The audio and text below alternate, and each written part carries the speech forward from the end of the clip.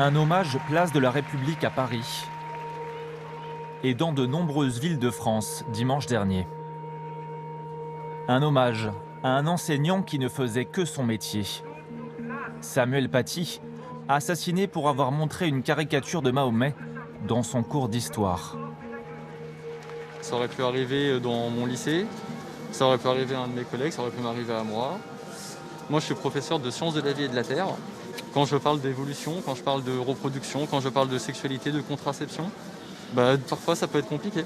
Tout devient compliqué à enseigner parce que les sciences sont remises en question, parce que chacun voit en fonction de son opinion, en fonction des sources auxquelles il s'alimente, intellectuellement, dans le cadre familial, dans le cadre des réseaux sociaux.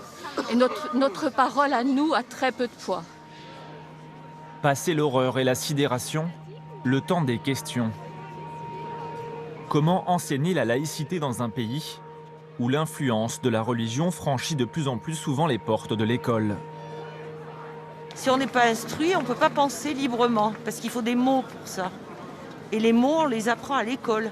Mais si les parents sont contre les enseignants ou critiquent ce que les enseignants font, comment voulez-vous que ça marche? C'est une matière mal connue, pourtant dispensée dans toutes les écoles de France, du CP à la terminale. L'enseignement moral et civique fait partie du programme que doit dispenser Fathia Agag-Boujalat, professeure d'histoire-géographie depuis 6 ans dans ce collège de Toulouse. Et l'an dernier, son cours auprès de sa classe de 3e a été filmé dans le cadre d'un projet audiovisuel. On va mener un projet qui est basé sur un débat vraiment à l'américaine, un exercice oratoire, de rhétorique, puisque vous avez déjà fait travailler ce sujet-là en français, autour de la liberté d'expression et de la religion. Peut-on se moquer ou critiquer la religion au nom de la liberté d'expression? Vous regardez ici, c'est l'histoire des caricatures. L'occasion rêvée de comprendre le contenu de ce cours où l'on encourage le débat. Des dessinateurs, non, à un endroit. Regardez, est-ce que c'est la même chose de se moquer d'une religion ou de se moquer ou de critiquer ou d'insulter ceux qui la pratiquent? Ou si c'est une loi, ou si c'est un tweet, ou si c'est un article de presse, ça n'a pas le même effet, la même importance, la même valeur. Donc moi j'ai trouvé un argument qui est pour l'interdiction. Donc c'est par exemple que certains sont quand même prêts à tuer pour des caricatures de la presse. Donc ce qu'il faudrait, ce serait interdire de se moquer justement des religions comme ça pour éviter les meurtres. Est-ce que c'est la même chose de dire toi t'es un sale musulman, je déteste les musulmans, toi t'es un sale juif, je déteste les juifs, et de critiquer la religion elle-même? Est-ce que c'est la même chose? Oui, parce qu'en fait, si quelqu'un me dit j'aime pas tes musulmans, et si quelqu'un dit j'aime pas l'islam, c'est un peu pareil, parce que les musulmans ils font leur religion c'est l'islam, et quand on dit j'aime pas l'islam, c'est un peu pareil. Alors en fait, si c'est un peu de la même chose. Non, là en fait, il y a un cas où tu critiques une personne, tu portes atteinte à la personne en elle-même, alors que sur l'autre, tu contestes une idée, une manière de penser plus. C'est pas une personne que tu vas critiquer, c'est plus un mouvement ou une idée. Mais ça dit la même chose. Fathia Boujalat défend la laïcité à l'école et en dehors. Ici, tout le monde connaît son engagement politique et militant. En 2017, elle était candidate aux législatives pour le mouvement républicain et citoyen de Jean-Pierre Chevènement. L'administration aime bien les collèges à 1200, 1500 élèves. L'usine, ça coûte moins cher. Ici, c'est un petit bahut, ils sont cette année 370. Et résultat, on connaît tous les profs, connaissent tous les élèves connaissent tous les profs. Et on a réussi, avec les projets, avec le principal, à maintenir un peu de mixité. On a une majorité d'élèves boursiers, mais il y a de la mixité sociale, il y a de la mixité ethnique, il y a des parents qui jouent le jeu. Et résultat, tout le monde en tire profit. Voilà. Bonjour les filles. Il y a 3 jours, à notre demande, elle a fait venir au collège plusieurs anciens élèves. C'est gentil d'être venu. Allez, Qu'elle tient à vous voyer. bon retour dans votre ancien collège. Merci. Ça va, Shakib? Ça va et vous? Très bien, ces nouvelles lunettes. Très bien. Encore une fois, vous dites ce que vous pensez comme on a toujours fait. Bien sûr, bien sûr. Toujours des fois où je vous ai dit je ne suis pas d'accord avec vous, mais vous êtes capable de bien argumenter votre point de vue, donc il n'y a aucun souci. Bien sûr. Tous les 4 ont dû réfléchir au thème de la liberté d'expression pendant 1 an.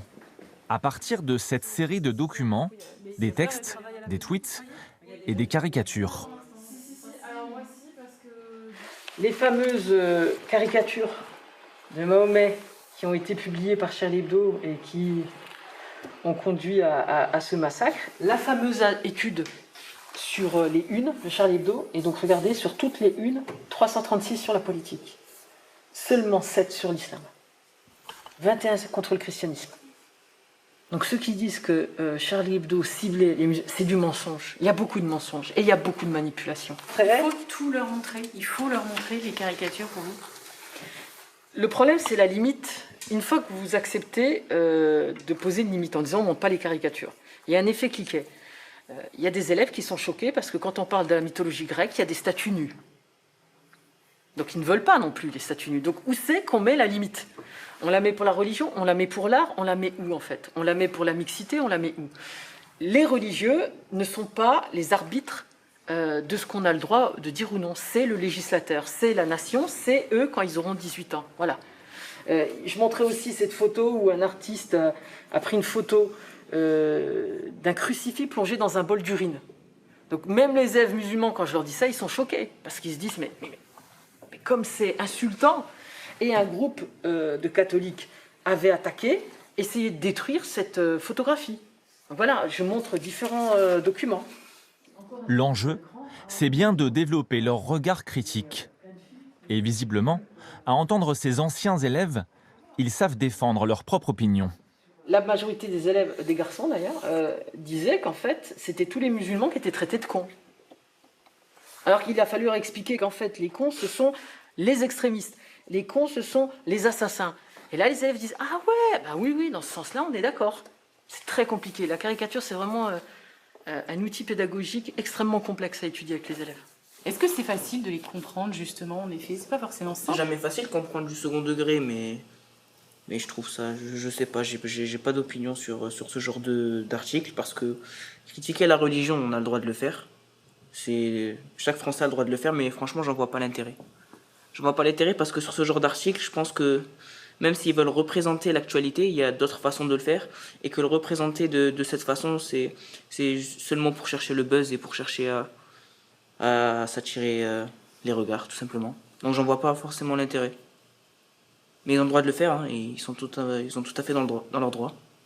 Donc oui, ils pourraient faire un article de presse bien lent, bien compliqué, voilà, l'Express les fait. Il y a d'autres moyens parce que derrière, il y a une intention. Et l'intention, c'est d'essayer de dénoncer quelque chose. Les caricatures dénoncent toujours quelque chose, mais avec de l'humour. Voilà. Et à aucun moment, il y a eu une situation de blocage où vous vous êtes dit qu'en effet, il n'y avait pas de dialogue possible. Chaque année, des fois, avec certains élèves, la minute de silence en faveur de Charlie Hebdo. J'avais un élève de 4e, il m'a dit « je la fais pas ». Je lui ai dit « mais pas de souci. Vous prenez votre table, on était déjà dans cette salle, vous retournez à table contre le mur, vous n'existez plus pour moi. Vous vous excluez d'un deuil national, donc vous vous excluez de la nation, vous excluez de la classe. Vous retournez, vous n'existez plus. » Il a hésité, il a réfléchi. J'ai vu un vrai soulagement de la part des autres élèves qui avaient envie de faire cette minute de silence. Ben, je peux vous dire, il l'a faite, de force. J'ai usé de mon autorité pour qu'il sorte de ce conflit de loyauté. Quelques mois après, je lui en ai parlé. Il m'a dit « ah ouais, je sais pas pourquoi je fais ça, c'est bête. » Voilà. Quand on est chez nous, on n'entend que l'avis de nos parents sur tous les sujets, du coup. Alors qu'à l'école, on côtoie des gens d'opinions très très différentes. Du coup, ça nous fait je sais pas comment expliquer, mais ça nous permet de réfléchir plus par vraiment nous-mêmes. Tout le monde cherche à vous influencer, tout le monde. La télé, la pub, les copains, les parents, les tontons et même les profs. Tout le monde cherche à vous influencer. Moi, je vous disais juste, moi je l'assume, je vous le dis, et vous avez le droit de me contredire, mais à condition d'argumenter. Essayez de se confronter à ceux qui n'ont pas votre opinion. Moi, je pense que ça doit être ça, l'école. Et quand vous êtes offensé, eh ben, vous le dites, mais ce n'est pas pour autant que vous pouvez exiger que quelqu'un se censure, se taise.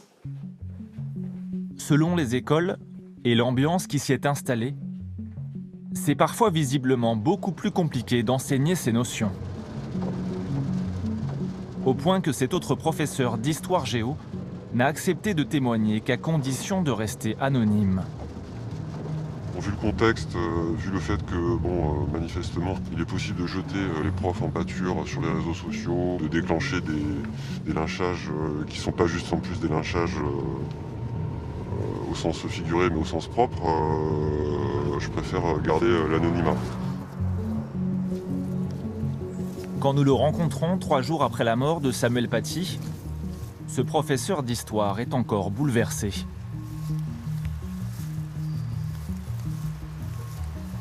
Dans quel état d'esprit vous êtes depuis vendredi? Ça m'a franchement tétanisé et oui, clairement, je mange mal, je dors mal. C'est un peu obsessionnel, quoi. C'est un peu obsessionnel. Lui aussi a choisi d'évoquer dans ses cours la liberté d'expression en montrant des caricatures de Charlie Hebdo. Mais depuis la série d'attentats en 2015, il constate qu'aborder le fait religieux est de plus en plus source de tension. Quand par exemple je montre la fameuse caricature Mahomet disant « c'est dur d'être aimé par des cons », on sent quand même qu'il y a dans le ton et dans les postures des élèves par rapport à ces questions une plus grande radicalité. Ça, c'est incontestable. Vous le sentez comment, ça? Par la parole. Par une façon de réagir très directe, très immédiate. Par exemple, vous avez un exemple précis de... Il y a une phrase qui revient très souvent, et ça ne porte pas que sur les caricatures, c'est dès qu'on aborde les sujets où la religion musulmane est impliquée de près ou de loin, vous vous prenez pour un imam ou quoi. Donc ça veut dire que dans la tête de certains élèves, il y a aussi cette idée que seuls les musulmans peuvent parler de l'islam. Donc ils partent du principe que toucher à l'islam, c'est toucher pratiquement à leur être en ce qu'il a de plus profond. Qu'on puisse se heurter à des oppositions ou à des incompréhensions, des réactions parfois très vives, ça oui. C'est un peu normal de toute façon parce que par définition on remet en question des préjugés, on remet en question des a priori que certains élèves peuvent avoir. On est là pour, entre guillemets, aussi heurter leur sensibilité. Je vois pas comment on peut éduquer, je vois pas comment on peut instruire sans heurter la sensibilité. Sinon on peut pas faire ce métier. Cet enseignant, il n'a pas cherché à provoquer, il n'a pas fait de zèle, il n'a pas fait un cours sur les caricatures, il a fait un cours sur la liberté de la presse. Donc c'est au programme, moi je suis fonctionnaire d'État, donc je ferai ce programme, je m'adapterai chaque année aux sujets clivants pour qu'ils puissent, pour que ce soit pratique pour eux, que ce ne soit pas simplement un savoir scolaire, mais bien sûr que je le ferai. Et puis je vais vous dire, mon principal est très attaché à ce domaine, et dans ce collège, j'ai eu les frères, j'ai eu les sœurs, donc il y a une confiance totale avec les parents. Donc je ne crains rien. Et même s'il y avait un souci, c'est pas mon caractère de céder.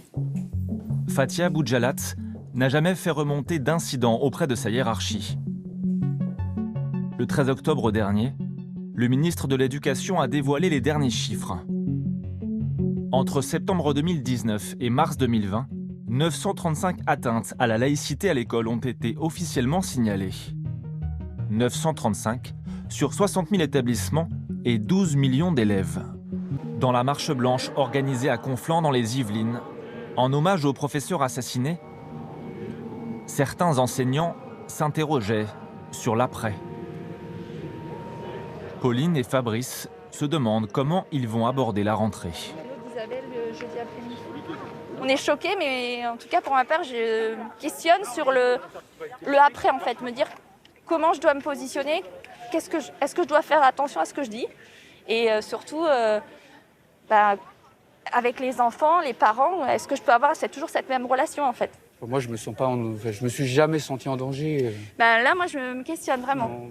J'ai pas de peur particulière, mais bon, pour moi, c'est un acte isolé. C'est malheureux, c'est grave, c'est douloureux. Vous ne pensez pas qu'il faut changer votre façon d'enseigner pour autant? On continue notre travail et on y va jusqu'au bout. Quoi. Ouais. Pas qu'on baisse les bras, non, jamais quoi. Hier soir, Samuel Paty a été décoré de la Légion d'honneur à titre posthume. Le 2 novembre prochain, dans toutes les écoles de France, une minute de silence sera observée en sa mémoire.